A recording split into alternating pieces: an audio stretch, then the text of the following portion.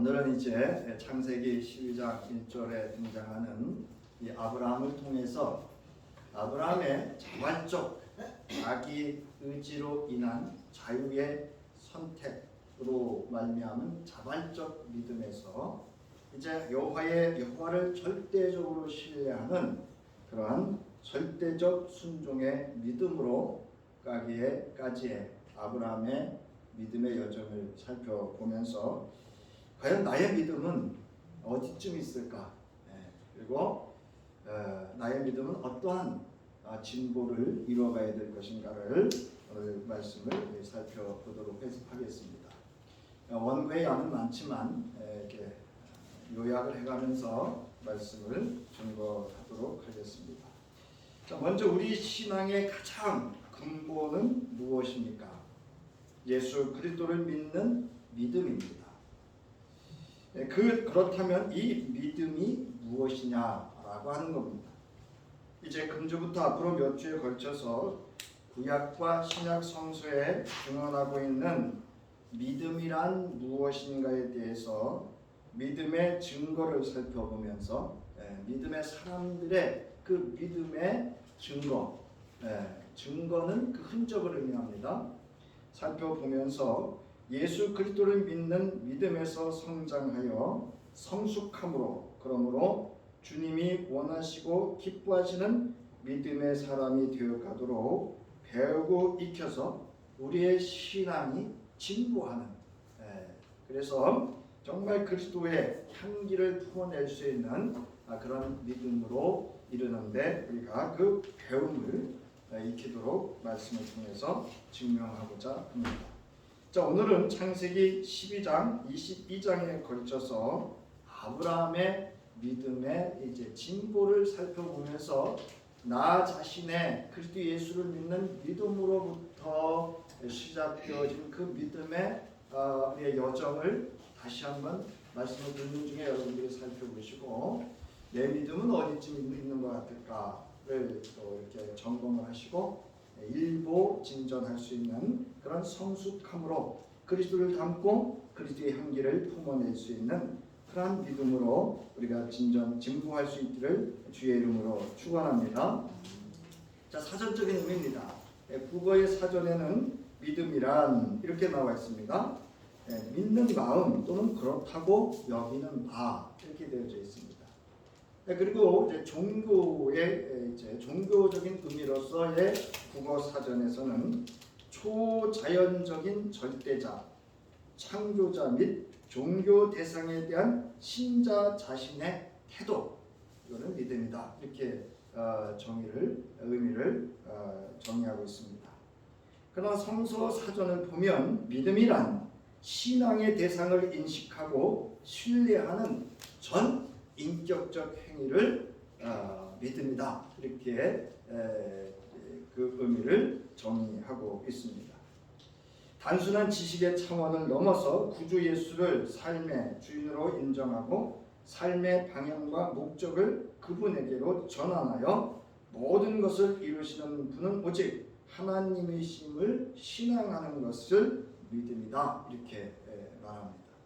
자, 그런가 하면 이 믿음에 대해서 성서의 사전의 의미는 자기의 믿음이 아니라 이 믿음은 하나님으로부터 이제 부여받는 그리고 성장하고 성숙해가는 그런 하나님으로부터 발현되어지는 믿음이 진정한 믿음이다. 이렇게 사전적인 의미로 정의를 하고 있습니다.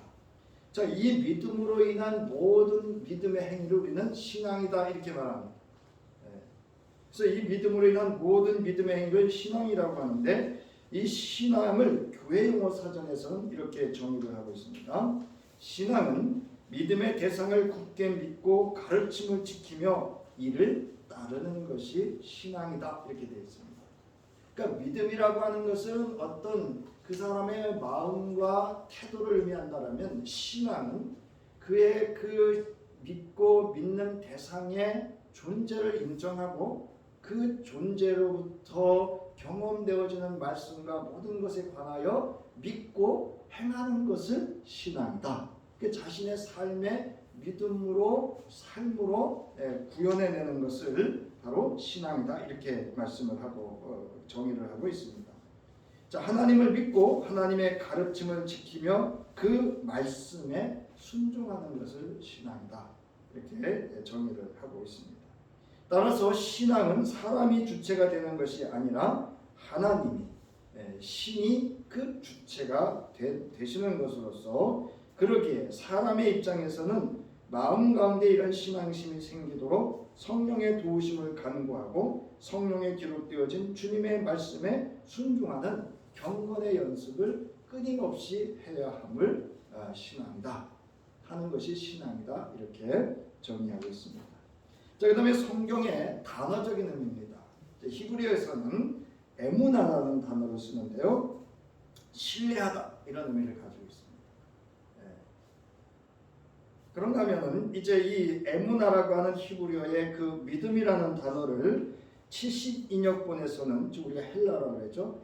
헬라에서는 두 개로 번역을 했는데요. 하나는 알레세이아 또는 알레데아라고 하는데요, 진실 이렇게 번역을 했고요. 또 하나는 피스토스 또는 피스티스라고 하는데요, 신뢰하다 이런 의미를 가지고 있습니다. 그래서 우리 신약 성서에서는 두 가지 의미를 가지고 있습니다. 하나는 신뢰하다, 하나는 신실하다 이런 의미를 가지고 있습니다. 여러분, 신실하다는 건 뭐죠? 하나님 앞에 정직하다 이런 의미입니다. 이것이 이제 성서적인 사전과 또는 단어의 의미를 우리가 이제 살펴봤습니다. 이제 본문과 함께 이제 알아볼 때에 아브라함의 믿음에서 아브라함으로의 믿음, 앞서 말씀드렸던 이제 우리의 믿음의 조상이라고 하는 아브라함의 믿음의 그 발현 시작부터 그 완성이 되어져 가는 모든 여정을 살펴보면서 그리스도 예수 안에 믿는 믿음으로 말미암아 하나님의 구원을 받은 나의 믿음과 신앙은 어디쯤 있는지를 여러분 이 말씀은 또는 아브라함의 신앙 여정을 통해서 우리가 자신을 살펴볼 수 있는 그런 은혜가 되었으면 좋겠습니다. 자, 우리는 아브라함을 뭐라고 부르죠? 믿음의 조상이다 라고 부릅니다. 근데 왜 부르는지는 잘 모를 겁니다. 왜냐하면 히브리서를 보면은요, 이제 이 본문에도 있지만 믿음의 첫 조상으로는요, 여러분 중간쯤 나오는데요, 여기 나오잖아요. 믿음의 첫 조상으로는 아벨이 나옵니다. 그래서 히브리서 11장 4절에 보면 믿음으로 아벨은 가인보다 더 나은 제물을 하나님께 드렸다 이렇게 기록하고 있습니다. 그럼에도 불구하고 아브라함을 믿음의 조상이다 이렇게 부릅니다. 그래서 그것은 히브리서 기자에 의하면 그의 믿음이 하나님께서 인정하는 믿음이었기 때문이다 라는 것이고, 그리고 마태와 누가복음에서 예수 그리스도의 계보에 그의 이름이 언급되었기 때문일 것이고, 나아가 이스라엘 백성들이 아브라함을 믿음의 조상이라 부르고 있기 때문일 것입니다. 자, 그러나 히브리서 11장에 앞서서 말씀드렸듯이 아브라함이 앞선 믿음의 첫사람으로는 아벨을 소개하고 있습니다. 자, 그럼에도 불구하고 아브라함을 믿음의 조상이라고 부르는 이유는 무엇일까 하는 겁니다. 그것은 히브리서 기자가 아브라함의 믿음, 즉 신앙에 대하여 무려 히브리서 11장을 보면은요, 다른 믿음의 조상들은 그저 한 절 내지 두 절을 소개하는데요, 이 아브라함에 대해서는 12절에 달하는 그런 많은 그 지면을 할애하면서 구체적으로 그 안에 사례와 함께 그 믿음을 언급하고 있습니다. 즉 증거하고 있습니다. 자, 구약과 신약에 있어 아브라함의 믿음이 그 주제가 되고 있기 때문일 것입니다. 그러니까 구약이나 신약의 믿음하면 아브라함입니다. 그래서 그 아브라함의 믿음을 모든 성서의 구약과 신약에서 그 주제로 삼고 있기 때문일 것입니다. 또한 하나님께서 세우신 언약을 성실하심으로 성취하여 가심에 있어서 그의 믿음이 핵심이 되고 본이 되기 때문일 것입니다.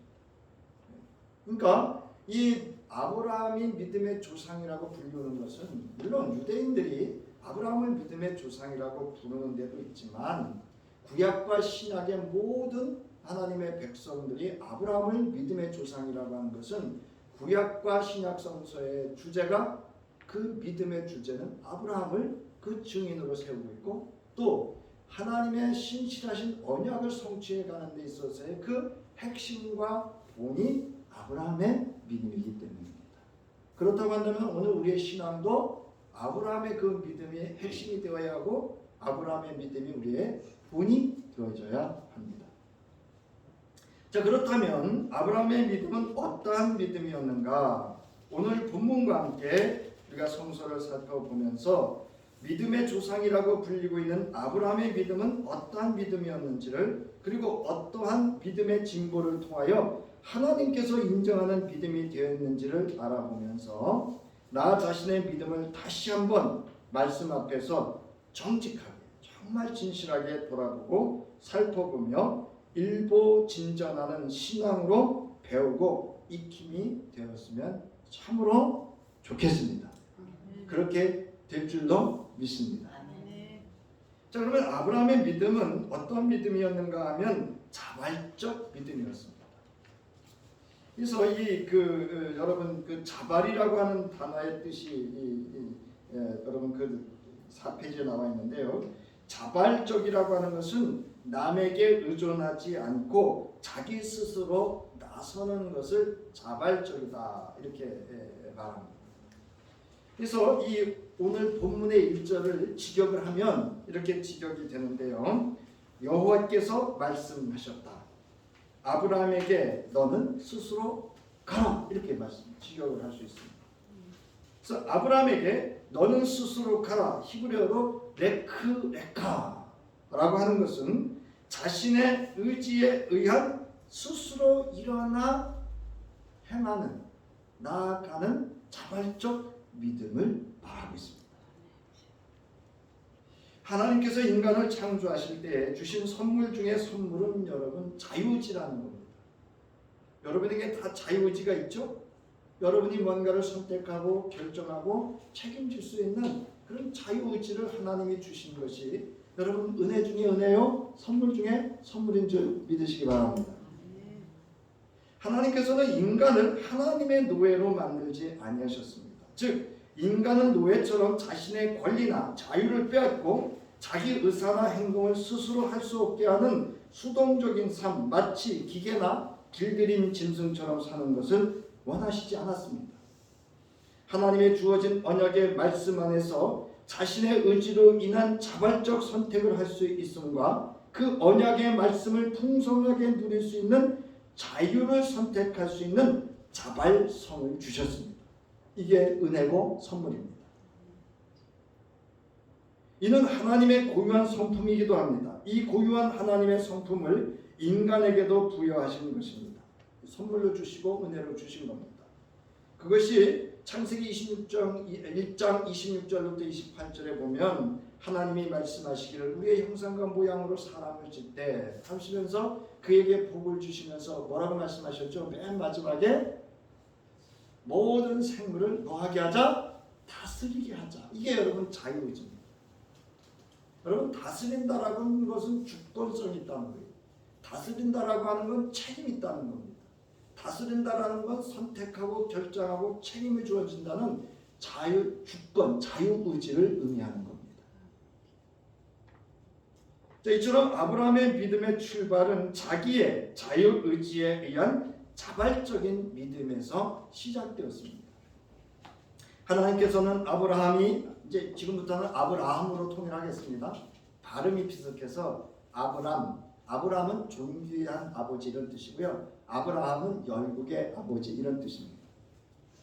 그래서 이제 아브라함은 사실은 온전한 하나님을 온전히 믿는 믿음 이전의 상태, 아브라함의 존재를 의미하고 이제 하나님을 향하여 전적인 신뢰를 하고 그 언약을 성취할 믿음에 이르렀을 때 하나님이 그 이름을 그 아내의 이름과 함께 바꿔줍니다. 그때 이제 열국의 아비, 열국의 어미라고 하는 아브라함으로 이름을 바꿔주시는데 이제부터는 아브라함으로 다 통일해서 이렇게 말씀을 드리겠습니다. 자, 하나님께서는 아브라함이 하나님의 말씀에 자신의 자유의 의지로 인한 스스로 일어나는 자발적 믿음을 원하셨습니다. 근데 저와 여러분은 어떤 믿음이죠? 잘 생각해 보세요. 뭐가 하늘에서 이렇게 뚝 떨어져가지고 나를 하나 탁 쳐야 하는 나에게 수동적인 믿음입니다. 이처럼 여호와 하나님을 또는 그 말씀을 인식하고 그 말씀에 이끌려 스스로 일어나 순종하여 나아가는 자발적 믿음으로 아브라함의 믿음은 시작되었습니다. 자, 여러분, 내가 그리스도 예수를 믿는 그 믿음도 타에 의해서 정해진 것 같지만 여러분, 타에 의한 겁니까? 자발적 선택의 믿음입니까? 자, 두 번째, 아브라함의 믿음은요, 선택적 믿음에 머물러 있었습니다. 아브라함의 믿음은 여호와의 말씀을 따라 스스로 일어나는 자발적 믿음에서 선택적 믿음에 머물러 있게 됩니다. 선택적 믿음이란 자신의 의지에 의한 자기중심적인 선택함의 믿음이라 할 수 있습니다. 즉 자기 뜻, 자기 것을 이루기 위해서 자기 경험대로 판단하며 행하는 믿음입니다. 자신의 삶의 방식으로 선택하는 믿음입니다. 자신이 믿고 싶은 것만 믿는 것, 자신이 필요한 것만 믿으려고 하는 것, 이는 자기 생각, 자기 경험으로 여호와의 말씀을 해석하고 판단하고 결국 자기의 안위를 위해 선택하는, 자기의 안주를 위해서, 안주함을 위해서 선택하는 그런 자기 필요에 따라서 선택하는 믿음에 머물러 있었습니다. 이 믿음은 여호와 하나님에 대한 거의 불신에 가까운 그런 믿음이라 할 수 있습니다. 자, 여러분, 아브라함은 여호와께서 말씀하신 대로 자발적 믿음으로 길을 떠나서 하나님이 약속하셨던 가나안 땅에 이르렀습니다. 그런데 그가 떠날 때 하나님께서 12장 1절에 보면 네가 살고 있는 땅과 네가 난 곳과 너희 아버지의 집을 떠나라 이렇게 말씀하셨어요. 살던 땅은 고향이고요. 네가 난 것은 친척이고요. 너희 아버지의 집을 떠나라 하셨지만 그는 온전히 순종하지 않았습니다.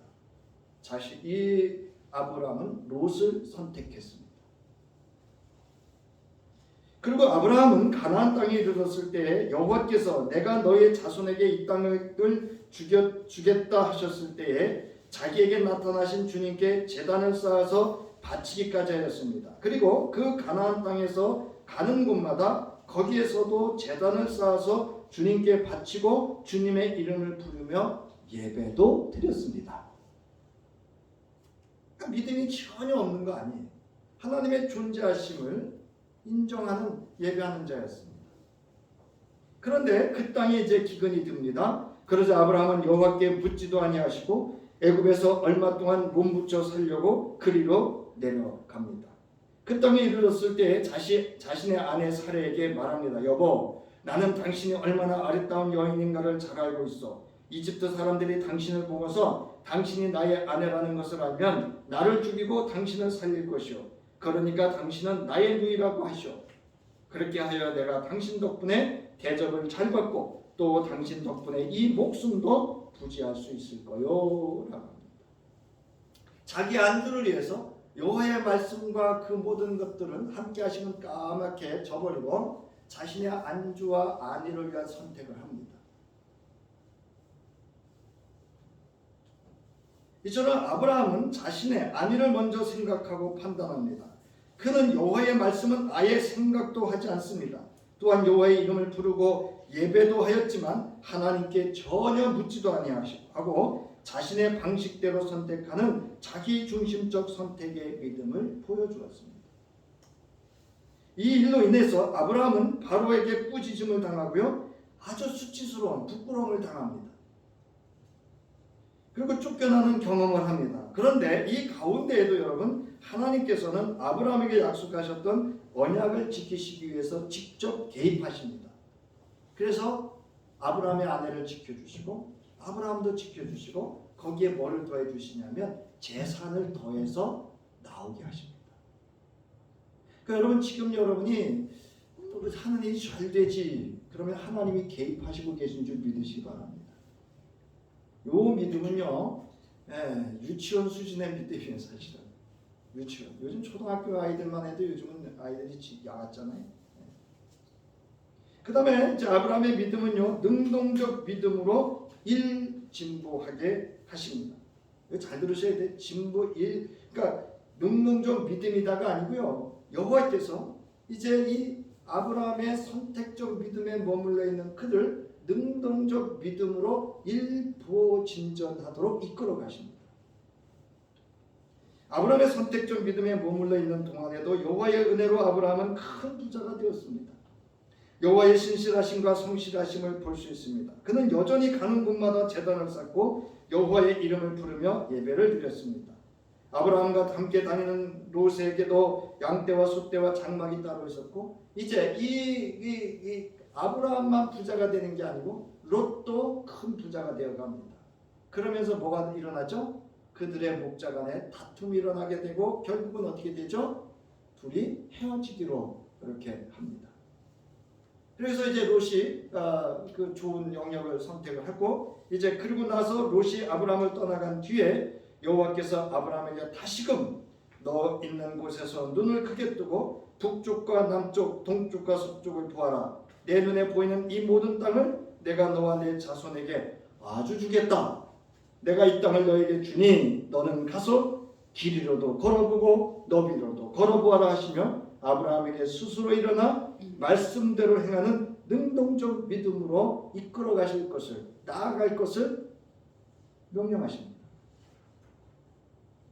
그래서 능동적 믿음이란 하나님의 이끌림을 당하고 하나님의 이끌림대로 이제 따르는 믿음이 능동적 믿음입니다. 우리가 이거를 흔히 연단의 과정이다 이렇게 말합니다. 그러나 아브라함은 장막을 거두어 이동은 하였으나 한 곳에 머물러서 이제 더 이상 움직이지 않습니다. 자, 그러자 이제 사건이 터집니다.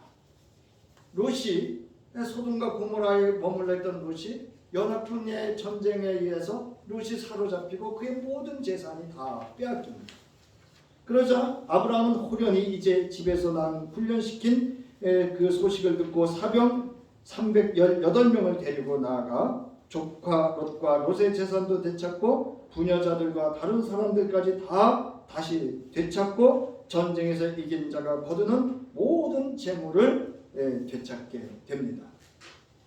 승승장구하는 겁니다. 자, 그런데 그리고 이제 전쟁에 승리하고 돌아오는 길에 살렘 왕 멜기세덱을 만납니다. 그는 성서에 기록하기를 가장 높으신 하나님의 제사장이었다 이렇게 소개하고 있습니다. 자, 그래서 그는 아브라함에게 복을 빌어줍니다. 그때에 아브라함은 자신이 가지고 있는 모든 것에서 열의 하나를 멜기세덱에게 주었고, 소돔 왕이 사람들은 나에게 돌려주시고 물건은 그대가 가져가시오라고 했지만 그는 아무것도 취하지 않고 사병들이 받아야 할 몫을 제외하고는 모두 그곳에 재산을 그곳에 다 두고 이제 자신의 삶의 거처인 이 가나안 땅으로 돌아옵니다. 그래서 우리가 이제 11조 하면 제일 먼저 언급하는 게 바로 이 멜기세덱을 만났던 아브라함이 그 열의 하나를 그에게 주었던 이거를 11조 우리가 그 기원으로 이렇게 삼습니다. 아무튼 이제 이런 능동적 믿음이 아닌 안주하는 영적 게으름과 나태함에 빠져있던 아브라함을 하나님께서는 자신의 사건이었지만, 롯에 관한 사건은 자신에 관한 사건이잖아요. 자신의 가장 가까운 친척인 그 조카 롯을 위해서 일어났지만 그 과정에서 누구를 만나요?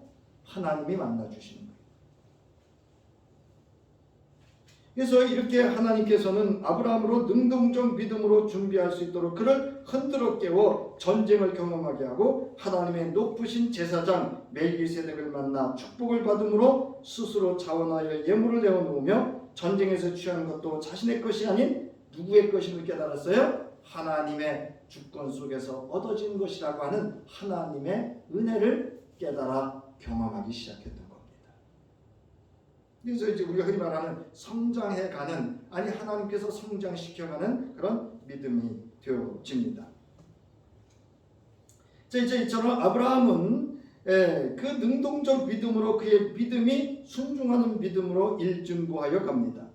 그래서 하나님의 이끌림에 한 걸음 한 걸음 여호와를 경험하고 신뢰하고 순종하는 능동적 믿음을, 하나님이 이끌어가는 믿음을 갖기 시작합니다. 파라오키는 저와 여러분이 하나님의 이끌림으로 인하여 성장하고 성숙해질 수 있는 능동적 믿음이 되시길 바랍니다. 근데 아브라함의 능동적 믿음을 갖게 되었다는 것은 여러분 창세기 15장에서 더욱 알 수가 있습니다. 이제 이런 일들이 일어난 뒤에 어느 날 주님께서 환상 가운데 아브라함에게 다시금 언약을 상기시키십니다. 자, 그때 이제 아브라함이 이제 하나님께서 그 아브라함을 이렇게 이끌고 나가시죠. 이끌고 나가서 이제 여러분 그 밑에 보면 5절이 되는데요. 창세기 15장 5절에 보면 주님께서 아브라함을 데리고 바깥으로 나가서 말씀하셨습니다. 하늘을 쳐다보아라. 내가 셀 수 있거든 저 별들을 세어보아라. 그리고는 주님께서 아브라함에게 말씀하셨다. 너의 자손이 저 별처럼 많아질 것이다. 아브라함이 주님을 믿으니 주님께서는 아브라함의 그런 믿음을 뭐로 여기셨더라? 의로 여기셨더라. 여러분 믿음이라는 게 자기 의로 성취되는 게 아닙니다. 하나님의 말씀을 믿는 것이 의입니다. 그 말씀을 이루어 사는 것이 의입니다. 믿으시기 바랍니다. 자, 이제 여기서 우리가 알 수 있듯이 이제 아브라함은 하나님을 만나서 대화를 시작합니다. 그리고 요구도 합니다. 우리가 흔히 말하는 기도를 합니다. 이게 능동적인 믿음이에요, 여러분. 수십 년을 믿고 수년을 예수 믿어도 여호와에 대한 예배도 하고 다 하는데 말씀도 없고 하나님과 나눈 대화도 없고 기도도 없고 하나님의 이끌림을 당하는 경험도 없고.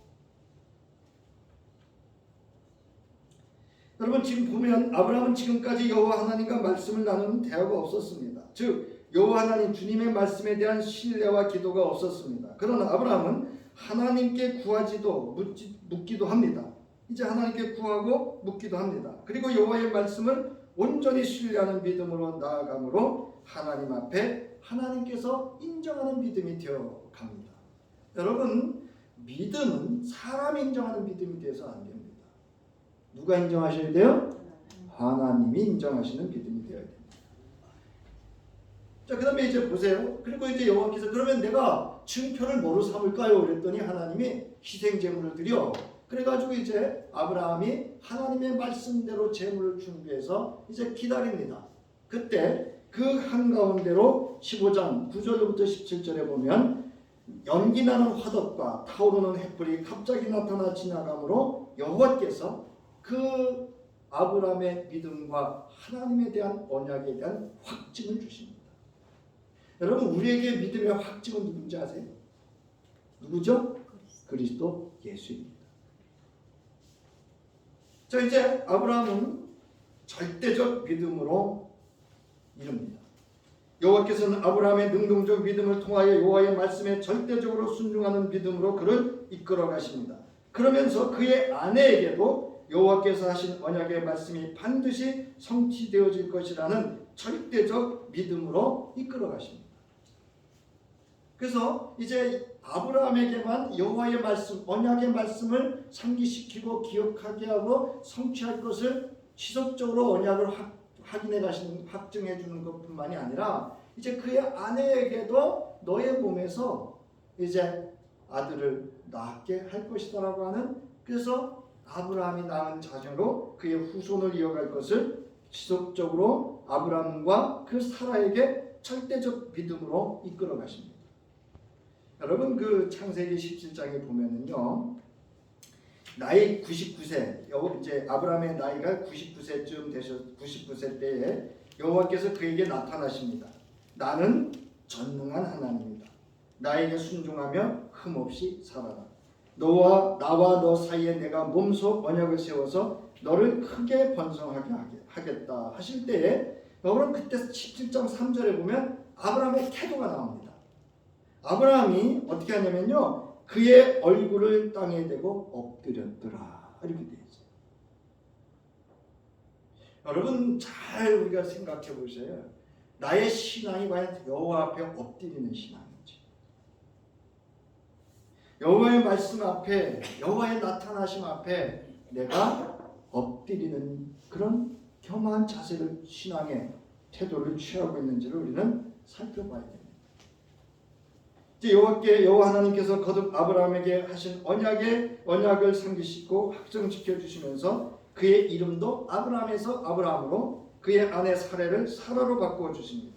그리고 언약의 징표로 아브라함의 모든 가정의 남자들은 할례를 행할 것을 명하시고, 아브라함은 거기에 있는 모든 종자들, 노예서부터 이방인서부터 외국인에 이르는 모든 남자가 그 할례를 하나도 빠짐없이 다 실행합니다. 이제 아브라함의 믿음이 어떤 믿음이에요? 말씀대로 실행해가는 믿음이에요. 행동하는 믿음으로 변해가는 것을 알 수가 있습니다. 이렇게 아브라함은 여호와의 주권을 인정해가기 시작합니다. 그러나 아브라함은 아내와의 관계는 아직 여호와 하나님 앞에 온전한 믿음으로 서지 못함을 알 수가 있습니다. 그래서 우리가 앞서서 이제 똑같은 사건인데요. 애굽에 내려갔을 때 그 아내를 누이라고 속였던 것처럼 이제 아브라함이요. 아브라함이 그랄이라고 하는 곳에 잠시 머물게 될 때에 그 아브라함이 그랄 왕 아비멜렉에게 사람을 보내서, 아비멜렉이 그 아브라함에게 사람을 보내서 그의 아내를 취하게 합니다. 왜냐하면 아브라함이 누이라고 또 얘기했거든. 그러니까 여러분, 이 신앙이라고 하는 게 나 혼자만의 절대적인 믿음으로 나아가는 게 아닙니다. 이 관계 속에서도 우리가 하나님의 향한 절대적인 믿음의 선택과 자발성이, 그리고 능동성이 다 필요한 겁니다. 자, 그래서 여러분 여기 놀라운 일이 있는데요. 이제 그랄 왕 아비멜렉이 사람을 보내서 이제 아브라함의 아내를 취했을 때에 하나님이요, 그 아비멜렉에게 나타납니다. 그래서 너 그 여자 취하면 너 죽는다 이렇게 얘기를 해요. 쉽게 얘기해서 하나님이 너 죽여버릴 거야 이렇게 얘기를 합니다. 그러니까 이 아비멜렉 왕이 억울한 거예요. 나는 아브라함이 누이라고 했기 때문에 나는 그래서 데리고 왔고, 나는 그 여자에게 손을 안 댔다, 나는 깨끗하다 이렇게 얘기를 합니다. 그래서 하나님이 이렇게 얘기를 하셔요. 그래, 네가 그랬기 때문에 내가 너 생명을 지켜주신다. 여러분 앞서 말씀드렸죠? 창세기 17장 1절에 뭐 없이 살아라? 네? 흠 없이 살아. 여러분 흠 없이 살면 하나님이 그 정직하고 신실하고 성실한 자는 지켜주시고 보호하여 주시는 줄 믿으시기 바랍니다. 이렇게 하나님을 몰랐던 아비멜렉 왕까지도 하나님을 지켜주시고, 그래서 그 여인 건들지 마 그렇게 이야기를 합니다. 왜냐하면 그 여인은 내가 이루어갈 약속을 시행할 여자이기 때문에 약속합니다. 그러니까 여러분 사실은 제가 오늘 아침에도 이 말씀을 준비하면서 이런 생각을 했어요. 우리는 부부싸움을 하잖아요. 자, 그럼 여러분 한 가지 여쭤볼게요. 자, 여러분 부부싸움을 해요. 전혀 안 싸운 것처럼 이렇게 하시는데, 그죠? 다투실 때 있잖아요, 그죠? 그럴 때 기도하시는 거예요. 이 문제를 해결을 위해서 성서를 읽어보신 분, 기도를 해보신 분. 저도 생각해봤어요. 저와 아내와 갈등했을 때 내가 먼저 성서를 읽었는가, 하나님께 물어봤는가, 기도를 했는가, 이 문제를 어떻게 풀 건가. 그래서 여러분 하나님께서 이제 이 아비멜렉 왕에게도 여러분 복을 주신다는 겁니다. 어떤 복을 주시는지 아세요? 아브라함으로 인해서 그 아비멜렉 왕의 모든 여자들의 태를 닫으셨어요. 그런데 그 태를 열어주셨습니다. 생명의 복을 주신 것을 믿으시기 바랍니다. 저는 요즘 이거 그냥 우리끼리 하는 얘기예요. 하나님께서 이 시대의 생명의 태를 닫으시는 게 아닌가 라는 생각도 해봤습니다. 자, 아무튼 이제 그 다음 페이지를 보면은요, 이 사건 후에 여호와의 말씀대로 아브라함은 하나님께 아비멜렉을 위하여 기도합니다. 자, 그리고 하나님께서는 이 일로 인하여 아비멜렉과 그의 아내와 그의 여종들의 닫으셨던 태를 다시 아이를 가질 수 있도록 그 태를 열어주시는 복을 주십니다. 자, 이런 가운데 그럼에도 불구하고 주님께서는 말씀하신 대로 사라를 돌봐주셨고 사라에게서 약속하신 것을 주님께서 그대로 이루어 주셔서 사라가 임신을 했고 하나님이 아브라함에게 약속하신 바로 그때가 되어서 사라와 늙은 아브라함 사이에서 아들이 태어났습니다. 여러분 잘 보세요. 아브라함은 사라가 낳아준 아들에게 이삭이라는 이름을 지어줍니다. 여러분 이 아브라함 아내가 낳아준 아들이잖아요. 자, 이후 설명할 게 많은데 너무 이후 여호와께서는 이제 그 아브라함의 온전한 믿음을 위해서 정리하기 시작합니다.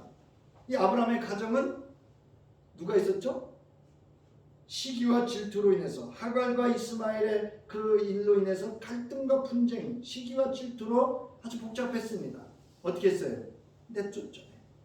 이거 정리해 주시고요. 그 다음에 주변에 강력한 브레셋이라고 하는 그 왕으로부터도 그를 떠나게 해주시고 지켜주시고 보호해 주십니다. 이게 하나님의 은혜입니다. 여러분 때로는 나에게 어떤 것이 이렇게 잃어버려지거나 없어지거든 떠나가거든 하나님께서 정리해 주시는 줄로 믿으시기 바랍니다. 때로는 내게 필요 없는 것들 이렇게 하나님이 정리해 주셔요. 인간관계도 정리해 주시고요. 이런 관계들을 정리해 주셔요. 이런 일이 있은 지 얼마 뒤에 아브라함을 시험해 보시려고 그를 부르십니다. 이제 아시죠? 창세기 22장. 아브라함아라고 부르시자 아브라함이 여기서 아주 절대적인 그의 믿음의 순종을 볼 수 있는데요. 예, 여기 있습니다. 이렇게 대답을 합니다. 여러분 이 예, 제가 여기 있습니다라고 하는 이 대답은요. 말씀만 하세요. 내가 그대로 하겠습니다라고 하는 절대적인 복종을 의미하는 대답입니다. 우리는 어떻게 하죠? 아유, 저기 목사님 계시잖아요. 저기 장로님 계시잖아요. 권사님 계시잖아요. 집사 계시잖아요. 여성교회장 있고 남성교회장 있잖아요. 왜 나한테 그래요? 자, 이처럼 이제 그러면서 아브라함에게 말씀하시기를 네가 사랑하는 외아들 이삭을 데리고 모리아 땅으로 가거라. 여러분 하나님께서 아브라함을 사랑하십니까? 안 하십니까? 네? 사랑하시죠? 그 아들 이삭을 하나님이 사랑하십니까? 사랑하지 않습니까? 사랑이라는 표현은 뭔지 아세요? 아브라함의 마음이 하나님을 우선순위가 아니라 하나님으로부터 이삭이 거의 하나님 돼가고 있다 이 뜻이에요. 여러분 여러분 속에 내가 사랑하는 것 그것이 하나님을 사랑하는 것보다 더 사랑하면 그것이 나에게 하나님 될 수 있습니다.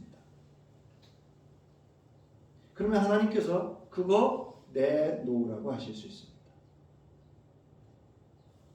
자, 이제 그러나 아브라함은 이제 하나님께서 말씀하실 때 너희 아들 내가 사랑하는 외아들을 데리고 모리아 땅으로 가거라. 내가 너에게 일러주는 산에서 그를 번제물로 바치라고 하십니다. 그러자 아브라함은 다음날 아침에 일찍 일어나서 나귀의 등에 안장을 얹었고 두 종 아들과 이삭에게도 길을 떠날 준비로 번제 쓸 장작을 다 쪼여가지고 하나님이 그에게 어떻게 했어요? 말씀하신 대로 말씀하신 곳으로 떠났다는 겁니다. 이것이 하나님이 원하시는 믿음입니다. 여러분 교회에서 계속 여러분 듣는 게 있죠. 뭐죠? 말씀과 기도입니다. 그래서 사도행전에도 보면 사도들의 그 사역의 중심이 뭐였죠? 말씀과 기도하는 일에 뭐 했다 그랬어요? 전무했더라 이렇게 얘기했습니다. 여러분 그 다음 페이지 9페이지에 보면은요. 자, 이처럼 끝까지 여호와의 말씀대로 순종하고자 하는 아브라함의 절대적 믿음은 순교자적인 믿음이라 할 수 있습니다. 그래서 이제 그 아브라함은요 아들 이삭을 데리고 그 살 길을 가서 이제 종들을 내려놓고 아들에게 장작을 지우고 자신은 칼을 그리고 불을 들고 아들과 함께 둘이 말없이 갑니다. 그때 아들이 물어 이삭이 아버지 모든 건 다 있는데 번제할 양은 어디 있습니까? 그럴 때 뭐라고 했다고요? 하나님께서 어떻게? 친히 준비해 주실 것이다. 여러분 이게 믿음이에요. 우리는 눈에 당장 보여야 되고 당장 붙잡아야 되고 뭘 얻어야 이게 신앙인 줄 알아요.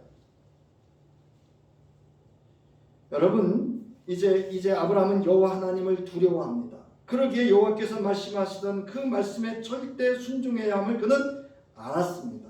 그렇게 말씀하신 대로 따르면 언약하신 말씀을 성실하게 이루어 주시는 여호와의 신실하심을 그는 절대적으로 믿었습니다. 이것이 믿음입니다. 우리는 이유가 너무 많아요. 핑계가 너무 많다고요. 누가 그러더라고요. 꽃 중에 제일 무슨 꽃은 자기 합리화하나 어쩌나. 우리는 자기 합리화가 너무 많아. 변명이. 제가 여러 번 말씀드리는데요. 제가 여러분 교회 안 나오면, 예배 안 나오면 제가 안 묻잖아요. 그건 저와의 관계가 아니에요. 여러분, 하나님과의 관계지. 지금까지 우리는 아브라함의 믿음과 그의 진보를 알아봤습니다. 아브라함의 믿음은 자기의 자유의지의 자발적 믿음에서, 자기 중심의 선택적 믿음에서, 하나님의 이끄심을 통한 능동적 믿음에서 여호와 하나님을 절대로 신뢰하는 하나님이 주시는 온전한 믿음이 되었습니다. 주님의 뜻대로 순종하기까지 여호와의 말씀을 경청할 줄 알았고, 그의 말씀을 순종하는 믿음의 훈련을 통해서 하나님을 절대적으로 신뢰하는, 하나님이 원하시고 인정하시는 믿음으로 여호와의 말씀대로 행하는 그런 믿음이었습니다. 절대적 믿음이었어요. 여러분, 예수 대충 믿지 마세요. 이제 창세기 저자는 아브라함의 인생 여정의 사건을 통해서 독자들에게 자신의 믿음이 어떠한지를 살피며 어떠한 믿음을 하나님이 원하시는지, 어떻게 살아가야 될 것인지를 분명히 밝히고 묻고 있습니다. 지금 나는 어떠한 믿음입니까? 여러분, 이제 맺는 말을 보면서 나의 믿음은 어떠한 믿음인가를 주님 앞에서 여러분 정직하게 점검하세요. 담임 목사나 옆에 사람 보지 마세요. 내가 나 스스로 하나님 앞에서 정직하게 보셔야 돼요. 나의 신앙이 절대적 순종의 믿음이 되기 위하여 해야 하는 것은 뭡니까? 여기 나오죠? 그 다음 페이지 10페이지. 관계를 정리하셔야 돼요. 우리는 사람 만나는 일을 열심히 해. 분주해. 돈도 써. 다 해. 옷도 사 입고 다 해. 그 다음에 여러분 돈 관리도 하셔야 돼요. 경제 정리도 하셔야 돼요. 주변 환경, 가정, 사회, 문화 등등을 여러분 정리할 수 있어야 돼요. 그래서 신앙의 여호와 앞에서 신앙, 믿음의 우선순위가 무엇인지를, 내 삶의 우선순위가 뭔지를 정리할 수 있어야 돼요. 근데 이게 잘 안 돼요. 저부터도 집에 물건을 정리하려고 그러는데 꼭 이렇게 딱 집으면 어떻게 해요? 이거 어디 쓸 건데? 이러잖아요. 그리스도 예수 안에서 여러분 절대적 순종함의 믿음을 위한 경건을 연습할 수 있기를 바랍니다. 디모데전서 4장 7절로부터 8절 함께 읽겠습니다. 시작. 망령되고 허탄한 신화를 버리고 경건에 이르도록 내 자신을 뭐하라? 연단하라. 육체의 연단은 약간의 유익이 있으나 경건은 범사에 유익하니 금생과 내생에 약속이 있느니라. 그러기 위해서는 먼저 여러분 주님의 뜻을 구하는 기도에 깨어 있어야 합니다. 두 번째는 주님의 말씀에 즉시 순종하는 여러분 자기 연습에 있어야 돼요. 제가 아까 말씀드렸잖아요. 부부싸움을 하면 남편이 뭐 어떻게 해주길 바라고 아내가 뭐 어떻게 해주길 바라는 게 아니고 성서대로 가서 성서에서 부부싸움하면 어떻게 하는지를 말씀을 좀 찾아보시고 내가 그렇게 하시라고요. 연습을 하시라고요. 내가 부모한테 어떻게 해야 되는지, 자식에게 어떻게 해야 되는지 말씀을 찾아서 여러분 즉시 순종하는 자기 연습이 있기 바랍니다. 그 다음에 여러분 행하는 믿음으로 주님의 말씀에 여러분 적극 순종할 수 있어야 돼요. 사람 소리 듣지 마세요. 그래서 자신의 존재성과 삶의 방식이 주님의 말씀에 순종할 수 있도록 여러분의 성령의 도우심을 구하며 행하는 믿음으로 주님의 말씀에 순종할 수 있어야 합니다.